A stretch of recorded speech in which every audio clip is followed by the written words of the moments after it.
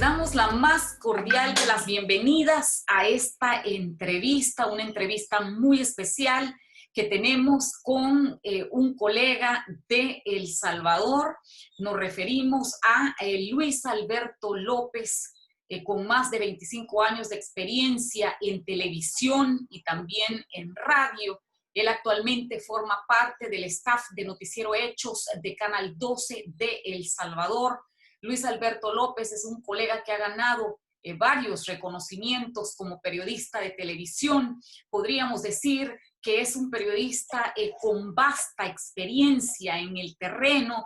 Luis Alberto López es un periodista de mi generación, un periodista de alta estima para nosotros y por supuesto con una experiencia sobrada en coberturas de tragedias naturales, diferentes acontecimientos históricos de su país y por supuesto es un hombre que nos va a enriquecer con sus conocimientos definitivamente en la entrevista con voz de este día. Te damos la más cordial de las bienvenidas, Luis Alberto López. Es un gran gusto tenerte en esta plataforma de entrevista con voz, aquí en Todas con Voz y por supuesto también en nuestra plataforma digital de Voz de la Diáspora. Saludamos a nuestras comunidades salvadoreñas en los 5 continentes. Adelante con tu saludo, estimado Luis Alberto López.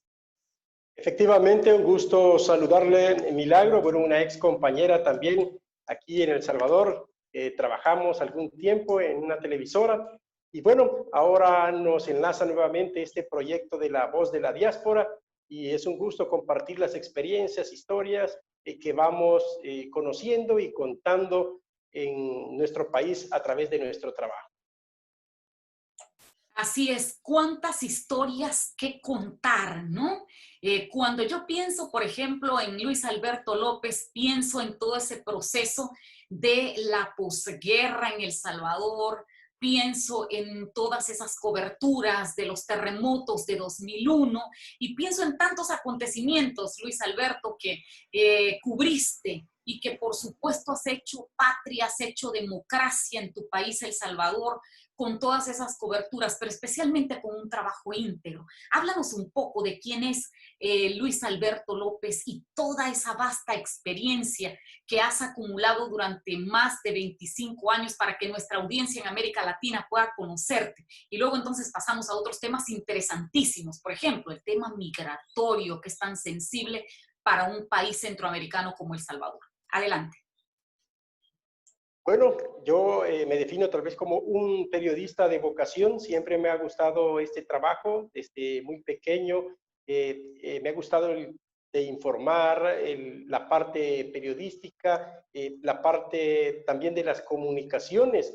Y me ha gustado siempre andar en el terreno, como tú dices, de reportero, más que estar en los escritorios, detrás de una computadora, en la sala de redacción, tal vez en la coordinación. Bueno, aunque he tenido experiencia en todas esas áreas a través del tiempo, desde coordinar invitados, llevar la tacita de café, redactar, hacer los guiones, coordinar equipos, bueno, en fin, de todos los procesos que se utilizan y que se realizan en una producción de noticias, pero lo que más me gusta es estar en contacto con la gente, estar en contacto con la realidad, digamos, en la calle, conociendo de primera mano los problemas, no solo tristes, digamos, sino también alegres, conocer las distintas posiciones, opiniones, como periodista que andamos, de reportero en la calle. Bueno, en un momento, como decimos, estamos en un hotel. Posteriormente podemos estar más tarde, 1 hora después, en casa presidencial y 1 o 2 horas después estar en una comunidad, conociendo también los problemas de la calle. Y esa es la diversidad también que nos da la riqueza, la experiencia y la fortaleza para poder hablar un poco más directamente de la realidad. No solo tener, digamos, contacto con funcionarios que tienen un conocimiento respetable, algún político también, pero que a veces no tienen ese día a día de estar en las comunidades conociendo los problemas de la población y trasladando precisamente, esa es nuestra función, trasladar esa información de la población al conocimiento de funcionarios, al conocimiento de personas que tienen decisiones, con empresarios. Y se dan muchas situaciones. A veces hay comunidades, hay asociaciones, hay grupos que tienen años y años reclamando un problema, pero como no salen a veces en las noticias, no salen esa denuncia pública, después cuando llegamos, nosotros hacemos la información, recabamos la noticia y la publicamos, los funcionarios, algunos, no todos, le dan esa importancia, le dan esa respuesta y le dan esa relevancia que necesitan las comunidades o que necesita la población o que necesita alguna institución o alguna organización en general sobre determinado tema. O sea, ser el intermediario de agilizar soluciones de problemas ha sido una de las satisfacciones, digamos, como periodista a lo largo de este año, de muchos años. Y también, por supuesto, conocer todos esos temas coyunturales que se dan en nuestro país, ya sea temas económicos, políticos, culturales, naturales, y de una serie de temas que los vamos abordando a través de nuestras publicaciones y que de alguna manera eso también está quedando registrado en la historia de nuestro país. Así es, tantos acontecimientos. Y hablando de acontecimientos, un tema sensible, Luis Alberto, en El Salvador es, por supuesto, el tema migratorio. Cada día vemos salir a más cantidad de compatriotas nuestros del país por diferentes razones. Las razones, lamentablemente, siguen siendo las mismas. La situación de pobreza, la violencia, es decir, temas heredados desde hace décadas que todavía no logramos superar como país. ¿Cuál es la situación actualmente en materia de migración y, por supuesto, tomando en consideración este escenario de pandemia? Porque no podemos dejar de lado el escenario de pandemia que ha recrudecido aún más este tema migratorio. ¿Qué evaluación tú haces de lo que está sucediendo allá en El Salvador en esta materia? Bueno, por el tema de pandemia, digamos que está latente o en pausa esas migraciones masivas como la veíamos antes. Sin embargo, todavía hay muchas personas que se arriesgan a emprender ese reto y llegar a Estados Unidos principalmente para reencontrarse con sus familiares, para encontrar mejores oportunidades, para lograr un mejor trabajo y un mejor ingreso para sustentar a su familia aquí en nuestro país. Bueno, como por la pandemia, como decimos, muchas personas, por los cierres de las fronteras también y por el temor a contagiarse, y vemos también que en Estados Unidos, bueno, los contagios son mayores, ¿verdad? De más riesgo que aquí en El Salvador. Sin embargo, las intenciones de muchos salvadoreños todavía está latente en su proyecto de vida. Como ya lo decías tú, muchas de las motivaciones o las razones, parte de la inseguridad, es parte de la falta de un empleo bien remunerado, la falta de oportunidades y aspiraciones para mejorar las condiciones sociales, económicas de su familia. Bueno, en El Salvador hay mucha necesidad, digamos, tradición también de querer reencontrarse con sus familiares. Ahí vemos padres que todavía tienen aquí a sus hijos, familias enteras que necesitan ese reencuentro y esa es parte del arraigo, esa es parte de las motivaciones también de muchos jóvenes, especialmente en el oriente del país, que buscan ese camino a veces legal, a veces ilegal, a veces de alto riesgo o de menor riesgo, pero por eso, digamos, uno, reencontrarse con sus familiares, dos, mejorar sus condiciones de vida y tres, también entre otros puntos, porque aquí no encuentran muchas oportunidades para poder desarrollarse en todas las áreas que seguramente encuentran en otros lugares. Esa es parte de la herencia de las deudas de muchos gobiernos, de muchos gobernantes que no han podido dar esa respuesta que realmente el país la puede dar. El país tiene muchas condiciones de crecimiento, de desarrollo. El problema es que a veces no hay mayor consenso en estos temas, sino que hay polarización política y dejan en segundo o tercer plano tal vez los problemas más importantes y más necesarios para darle respuesta a la población, a la juventud, para que no vea en otro país esa oportunidad que la puede tener en el propio. Luis Alberto, hablemos de un tema o más bien de un segmento de la población sumamente sensible, de las mujeres. Estamos hablando de un segmento muy vulnerable, en donde, por ejemplo, la migración se convierte para muchas mujeres salvadoreñas en prácticamente una tragedia.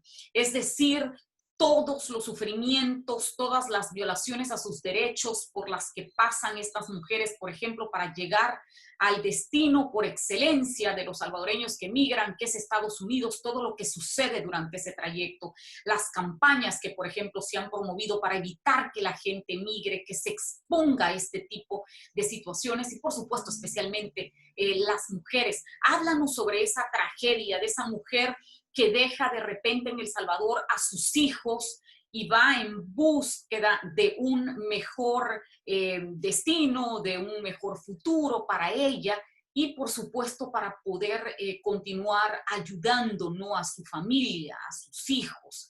Y, por supuesto, hay otro aspecto importantísimo dentro de esto, que es la ayuda que esos migrantes dan al país. Es decir, ellos no solo se van, hacen una vida en otro sitio, ellos continúan ayudando al país.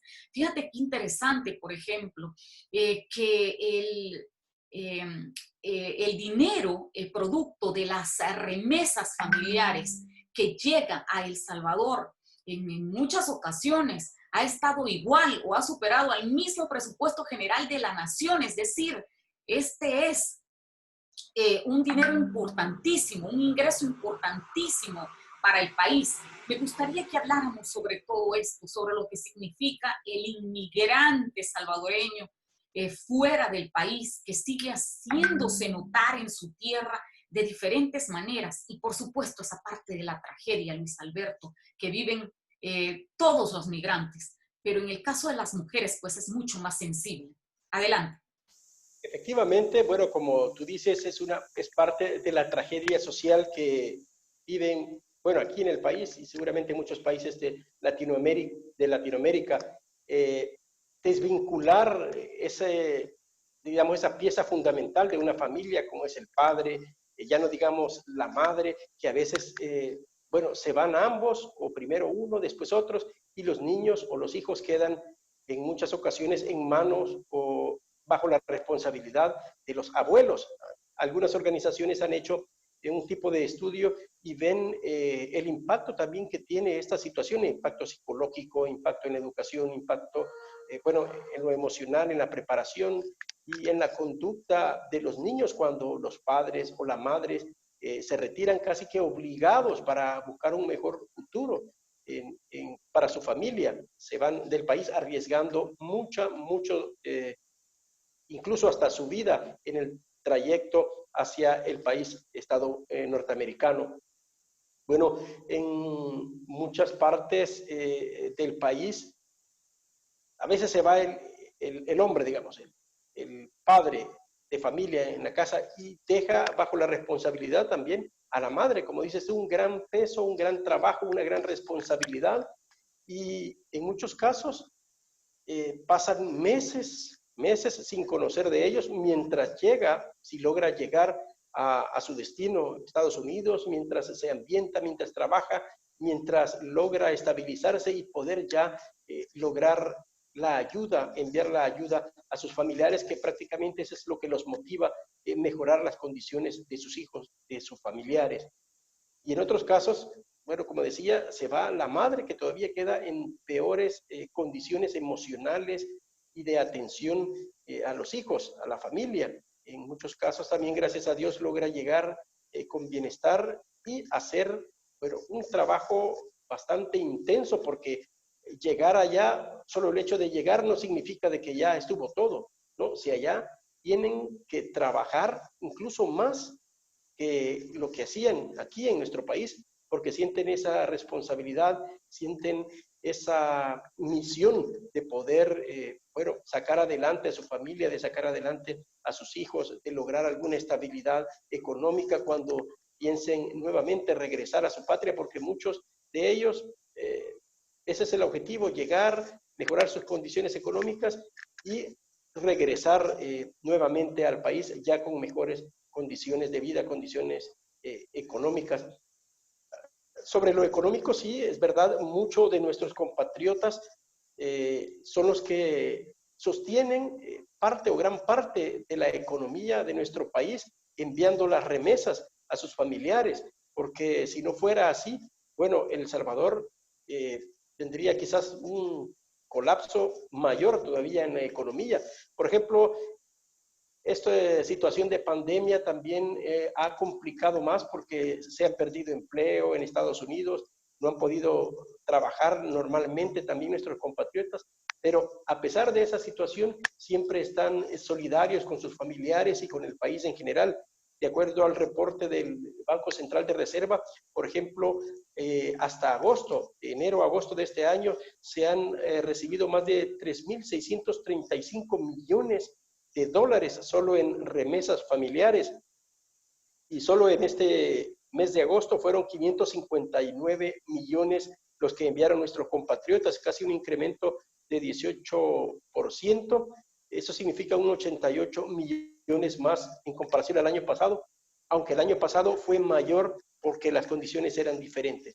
Pero como tú dices, las remesas, la ayuda económica es fundamental, es un pilar determinante para la economía familiar, para la economía nacional, pero también tiene un costo y es el costo familiar de ese desarraigo, de esa, digamos, ruptura familiar, sentimental que tienen muchas familias que, bueno, no lo paga ningún dólar, no lo paga ninguna remesa, sino que son costos que lo llevan hasta, ojalá que no sea hasta el final de su vida, pero sí mucho tiempo de su vida y que implica también muchas acciones o muchas complicaciones en su carácter psicológico, en su carácter social, en su comportamiento, si es que no se le da un buen tratamiento que a los niños, me refiero a los niños que en muchos casos se quedan en manos o en la responsabilidad de tíos o de los abuelos.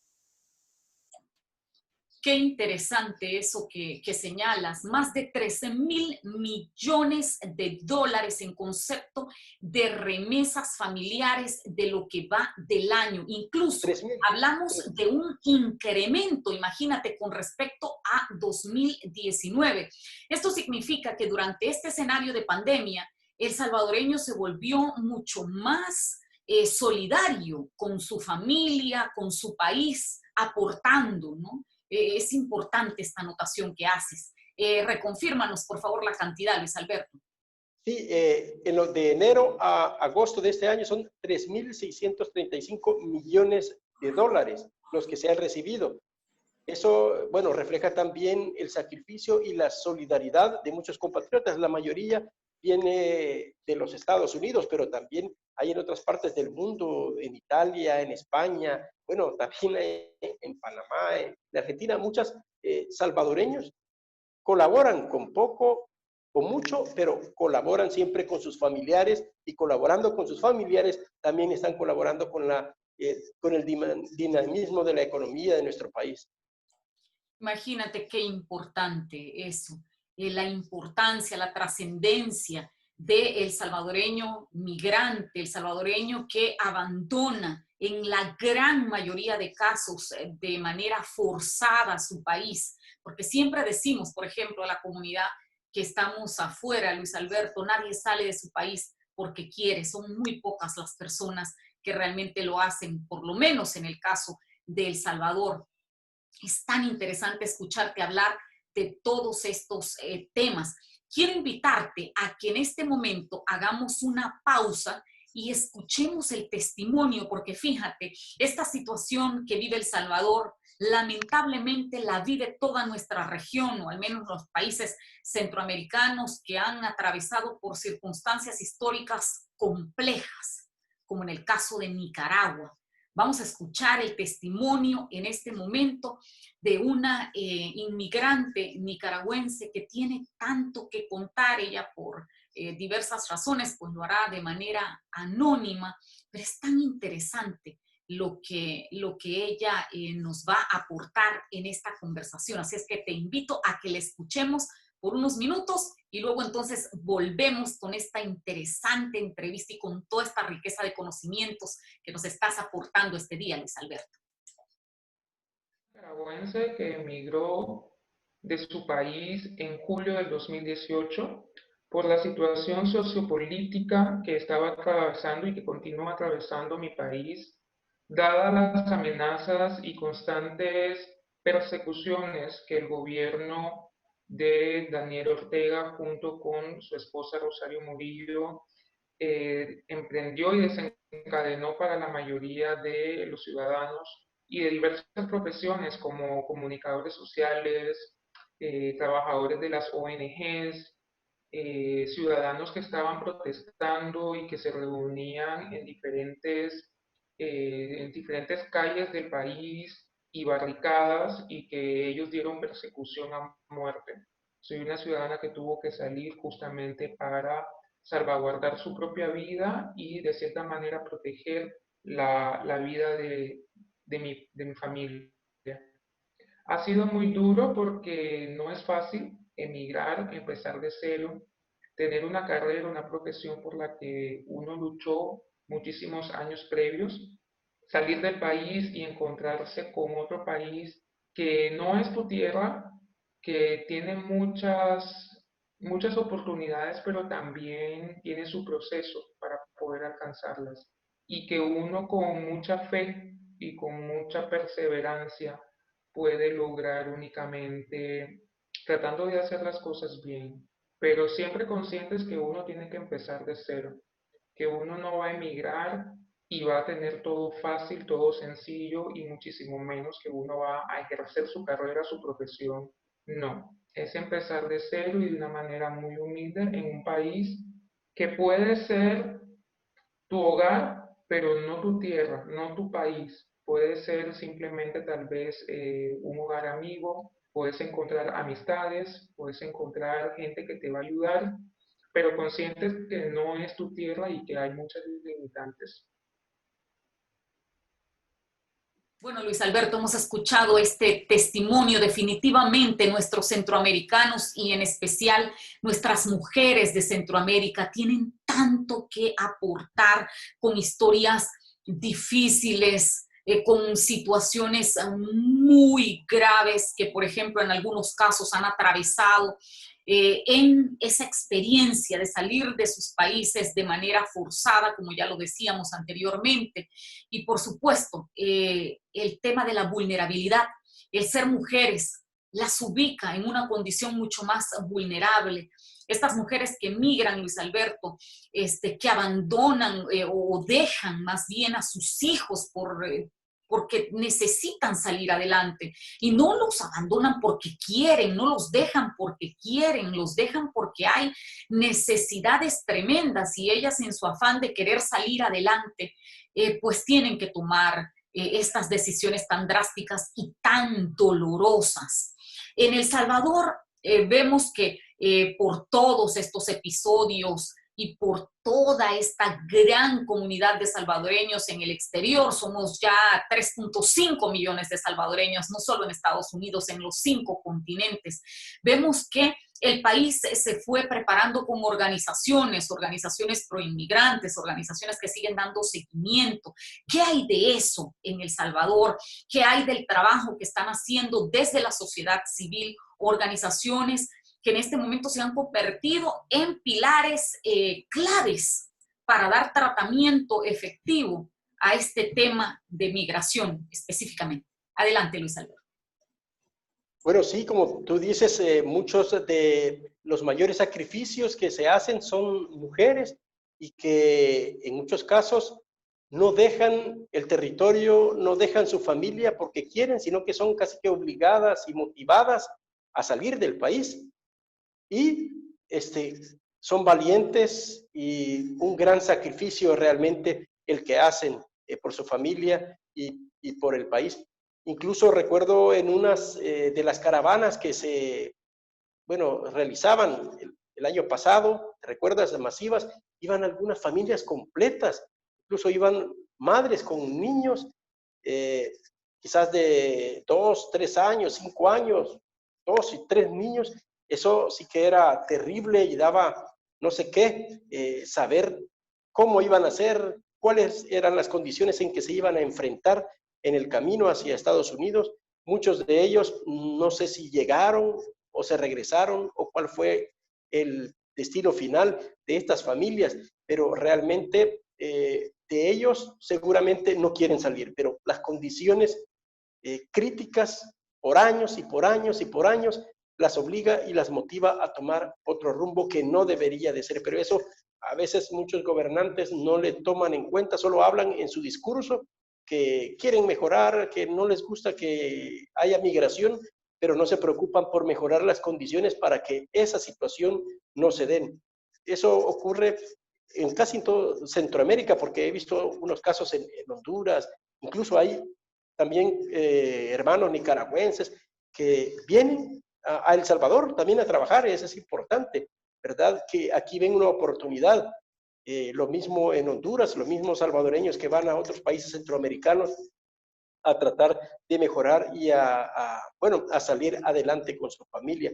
Organizaciones sí hay bastante y hay bastantes y también colaboran mucho con la situación de la migración, ya sea con estudios, de investigación, con orientación a las personas, tratándolas de convencer también que no arriesguen su vida llegando o yéndose ilegalmente a Estados Unidos o a otras partes del mundo, pero también hay preocupación en muchas organizaciones de la situación de los deportados, que hoy se están incrementando también, especialmente de Estados Unidos, o los repatriados, y la preocupación ahora con la estabilidad migratoria legal, en el caso del TPS, por ejemplo, o hay otra cantidad grande de personas indocumentadas que no están amparados a ningún programa permanente o temporal que legalice su situación migratoria en Estados Unidos. Entonces, muchas de las preocupaciones también están enfocadas no solo en los que se van, sino también en los que están retornando a El Salvador, porque algunos son deportados, otros son retornados voluntariamente, otros que vienen porque, bueno, ya tienen que regresar y ya no quieren, se cansaron de estar viviendo allá en Estados Unidos y quieren regresar a su tierra.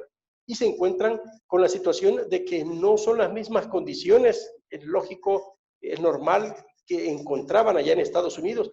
A veces traen otra experiencia, otro conocimiento, otra visión de país, otra visión de lo que es el desarrollo, pero no se dan esas condiciones en sus territorios. Muchas veces pensamos de que los migrantes o los retornados o deportados en algunos casos vienen a la capital y a veces una parte sí, pero hay una gran cantidad que regresan a los pueblos de donde salieron, a sus municipios, a sus cantones, a los caserillos, bueno, al oriente, al occidente del país y no necesariamente en las zonas urbanas. Y en muchos de esos lugares todavía las condiciones son precarias. Entonces se encuentran con situaciones críticas que no tienen esa posibilidad, digamos, de mantenerse o desarrollarse como esperan o como esperaban ellos allá en Estados Unidos. Y a veces aquí hay programas de apoyo, por ejemplo, de emprendedurismo o apoyo a ingresarlos a un determinado empleo especializado, pero no todos los que retornan son buenos para el negocio, por decir algo. Cada quien tiene su especialidad. Otros son buenos para la agricultura, tal vez, para desarrollar la parte comercial o para otro tipo de empleo, pero no se ve, digamos, un programa bastante integral de atención, de continuidad en su desarrollo profesional, económico y social aquí en nuestro país, sino también a veces hay problemas psicológicos que no se le da mucha atención, ese impacto que algunos deportados casi que son a la fuerza o los retiraron obligatoriamente de sus familiares. Allá dejaron a sus hijos, a su esposa, y los agarró la migración, los deportó y punto, sin decir mayor situación. Y esas personas vienen con bastante problemas emocionales, que también a veces no se le da ese tratamiento, pero hay algunas organizaciones que sí los apoyan en esa área, pero no hay una atención integral, digamos, especialmente descentralizada, porque todo se centraliza en oficinas en San Salvador, qué sé yo, en Cancillería, pero como te decía antes, muchos de los retornados regresan a sus municipios, a sus cantones, a sus caseríos, donde la burocracia no llega, y ahí es donde se generan muchos de los problemas de atención a los retornados, a los deportados, y también a veces hay motivaciones de regresar a pesar de cualquier condición adversa, pero esa situación no les queda muchas veces otra alternativa. Luis Alberto, has hablado de un tema súper sensible en este momento y de mucha actualidad, el tema del TPS. ¿Qué va a suceder con estos más de 300,000 salvadoreños? ¿El país tendría capacidad para algo así? Por supuesto, ya nos has manifestado que no, que apenas si se hacen esfuerzos por darle ciertas condiciones a los salvadoreños que son deportados poco a poco, ¿no? En diferentes fases. Que sería realmente muy, muy drástico, sería catastrófico para el país. Por ejemplo, no encontrar una solución a este problema de la no reanudación de TPS o el negar la residencia permanente a estos tepecianos, como se les ha conocido en los últimos años, ¿no? Por sus luchas por permanecer en Estados Unidos. ¿Qué hay de este tema?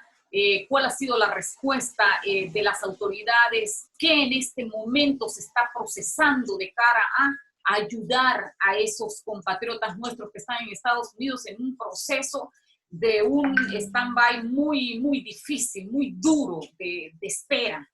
¿Qué hay con esto? ¿Cómo la población lo asume? ¿Cómo las autoridades lo están asumiendo, Luis Alberto? Adelante. Bueno, sin duda hay alguna preocupación, aunque no es, digamos, automáticamente que a todos los van a deportar, porque es casi que imposible, especialmente los que están amparados al TPS. Los que se reinscribieron este año, a principios de este año, el año pasado, tienen hasta noviembre del 2021 para, digamos, tratar de mejorar o esperar mejore la situación migratoria legal, y están también dependiendo de los resultados de las elecciones en Estados Unidos para ver si hay algún cambio que pueda favorecer a nuestros compatriotas y a todas las personas que están en esas condiciones de ilegalidad, digamos, migratoria en Estados Unidos. Pero no solo son los del TPS, poco se habla a veces de los que no están ni en el TPS, ni tienen residencia, ni tienen problemas migratorios, sino que los que están ilegales, que no están amparados a ningún programa. Esos, se ha dejado como en segundo o tercer plano, y deberían ser también de mayor preocupación, porque no tienen, mayor respaldo, sino que entrar a un programa migratorio que no se habla por el momento en Estados Unidos, de reforma también integral migratoria. Eso es el discurso que usualmente se maneja aquí, que están esperando, impulsando, motivando a autoridades estadounidenses para impulsar esa reforma integral migratoria, pero que, bueno, es una situación bastante complicada en Estados Unidos, igualmente aquí. Ahora, la situación es esa también en El Salvador, que sabemos el problema, se conoce las dificultades que podrían tener, y ese es el reclamo de algunas organizaciones relacionadas a los migrantes, a los compatriotas en Estados Unidos y los retornados, que no hay, digamos, políticas de consenso, políticas integrales para atender esta eventual situación. Una gran cantidad de retornados, muchos de ellos ya mayores, digamos, de edad, ¿verdad? Que vienen en condiciones, algunos buenas de salud, otras no tanto de salud, pero que como salvadoreños tienen derecho a regresar, y no solo el derecho legal, sino también el derecho moral de recibirlos, porque han aportado mucho a nuestro país, y entonces quieren venir a su patria, quieren venir a pasar, digamos, parte de su vida de donde nacieron. Pero el reclamo, como decía, de varias organizaciones es que no ven programas integrales de atención a migrantes, políticas más estructuradas y especialmente de consenso, que no pasan más de oficinas, de proyectos, cosas así que no logran resolver el problema que realmente es grave. Es grave porque, imagínate, no hay mayor, digamos, acuerdo en Estados Unidos y se suspenden esos beneficios migratorios, quieras o no, poco a poco van a regresar muchos salvadoreños, muchos compatriotas, y aquí no van a encontrar las condiciones que ellos necesitan, que ellos se merecen y que ellos ameritan para poder continuar su vida, para continuar su desarrollo.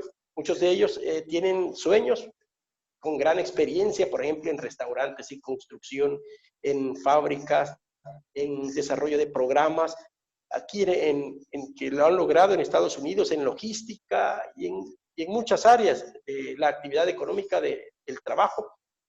Pero cuando vienen aquí, por ejemplo, la vez pasada hablábamos con un retornado que se había involucrado en un programa de atención para colocar a retornados a áreas laborales, que hay algunos proyectos en coordinación con la empresa privada. Pero me decía él, mire, por ejemplo, yo soy especialista en colocar, en la construcción, en colocar ventanas, puertas y toda una infraestructura, pero de vidrio. Y aquí en el país no está esa industria. ¿Cómo compro yo ese material? A veces necesito un material para techos que no lo encuentro aquí, sino que tengo que ir a México, por ejemplo, me dice, para lograr conseguir ese material y construir esa casa en la que yo me especialicé con ese tipo de materiales. Entonces, a esas situaciones, a esas condiciones se enfrentan muchos de los retornados, de los compatriotas que todavía tienen ese sueño de seguir trabajando y seguir, apoyando a nuestro país. Entonces, falta esa agenda, darle prioridad de parte de gobernantes, de políticos, de empresarios, de la ciudadanía, darle esa importancia y esa relevancia del plan de nación para retornados y repatriados. Hay proyectos, pero no son suficientes para atender las demandas que seguramente se presentarán en eso. Luis Alberto López, sin duda, cuando dos periodistas se reúnen, el tiempo se hace corto. Eso nos ha pasado contigo, de verdad enriquecedora esta entrevista. Estamos tan agradecidos de que hayas aceptado y por supuesto que nos hayas dado todos estos conocimientos sobre la realidad de El Salvador. Y hay una última pregunta que debo hacerte porque la importancia, en este caso, en El Salvador de los inmigrantes no se resume solo al hecho de sus aportes, por ejemplo, al país, porque se van, pero continúan estando presentes, como ya lo hemos dicho, con sus remesas familiares. Ahora mismo, en este escenario en el que, por ejemplo, somos más de 3.5 millones de salvadoreños en el exterior y que estamos a las puertas de elecciones el próximo mes de febrero, ¿cómo se ve esto? ¿Cómo se visualiza, por ejemplo, la parte de la importancia del voto en el exterior? Queremos conocer tu análisis con respecto a esto, Luis Alberto, la importancia de nuestras comunidades en el exterior y de su voto. En las elecciones pasadas, la gran diáspora salvadoreña tuvo voz, pero no tuvo voto. ¿Será que en estas elecciones se esperaría que esa gran diáspora pueda tener voz, pero también pueda tener voto? Adelante. Bueno, en el discurso de políticos, en el discurso de candidatos, en el discurso de gobernantes a lo largo de los años son importantes, pero en la realidad y en la práctica a veces no se llega a ese mecanismo para hacer realidad ese voto, ese derecho que tienen los compatriotas residentes en el exterior. Bueno, las condiciones por la pandemia también puede ser una justificación, no habrá mucha oportunidad, digamos, para poder facilitar el voto, comenzando desde lo básico, facilitarle el documento único de identidad, incorporándolos al registro electoral, ya no digamos haciendo todo ese mecanismo de ejercer su voto. ¿De qué manera? Todavía no está definido. si va a ser, bueno, va a ser siempre por correo que va a enviar el Tribunal Supremo Electoral a los que se lograron inscribir para las próximas elecciones. Pero realmente, como le decía, en el discurso sí son importantes, pero en la práctica no hay un acuerdo, un mecanismo básico, práctico, para que puedan ejercer ese derecho los compatriotas en el mundo. Muchísimas gracias, Luis Alberto López, por tu intervención. De verdad enriquecedor todo este escenario que nos has planteado. Muchísimas gracias por haber estado en esta entrevista con vos. Saludamos a nuestras comunidades salvadoreñas y de habla hispana en los 5 continentes, Luis Alberto, desde aquí, desde Ciudad de Panamá, pero también desde San Salvador, El Salvador. Así es que agradecidísimos por esta intervención tuya. El tema migratorio sigue ocupando pues un punto muy sensitivo dentro de nuestra sociedad, no solo en El Salvador, sino en toda América Latina. Y por supuesto reivindicar, ¿no?, el rol de la mujer y su gran sacrificio en este tema, porque dejar a un hijo creo que es uno de los dolores más grandes que pueden existir en esta vida, ¿no? Y no dejarlo porque se quiere, sino porque existe la necesidad o la manera forzada de tener que salir del país para procurar pues un bienestar para ellos. Así es que pues te damos unos minutos para que puedas despedirte de la audiencia desde allá, desde San Salvador, y siempre aún en medio de esta pandemia, Luis Alberto, tratamos de mantener una buena actitud, ¿no?, de mandar mensajes positivos a nuestras audiencias, de decirles que se cuiden, por favor, en este escenario, que contribuyan con las medidas, con los protocolos de seguridad, para que tengamos pues un escenario diferente, mucho mejor en los próximos meses. Adelante. Gracias, Milagro, por esta oportunidad. Bueno, y un saludo, un abrazo, un reconocimiento a nuestros amigos, a nuestros hermanos que han hecho ese valiente sacrificio por su patria, por su familia, por su futuro, que se encuentran en distintas partes del mundo. Y bueno, es de recordar que es de proteger a su familia. Si protege a su familia, protege también la sociedad. Así es que ese es lo más importante, lo más valioso, y parece algo repetitivo, pero como se dice que la familia es la base fundamental de la sociedad, y así es, ¿verdad? Defender a la familia, defender a los compatriotas, defender su círculo más privado, más íntimo, es lo más importante, porque así también defendemos a la patria y defendemos la nación. Así es, y siempre recordar que se hace patria en cualquier lugar del mundo, se hace patria con nuestras acciones, y que nunca somos más ciudadanos de un país. Por ejemplo, en el caso nuestro, nunca somos más salvadoreños, sino cuando estamos afuera, ¿no?, cuando la gente identifica nuestro acento, cuando nos pregunta de dónde somos. Así es que hacer patria, hacer esa patria de verdad, con cada una de nuestras acciones y con cada uno de esos pasos que vamos dando en la vida de manera íntegra, de manera honesta. Así es que muchísimas gracias, Luis Alberto, gracias a nuestra audiencia. Saludos desde Ciudad de Panamá y desde San Salvador. Hasta pronto.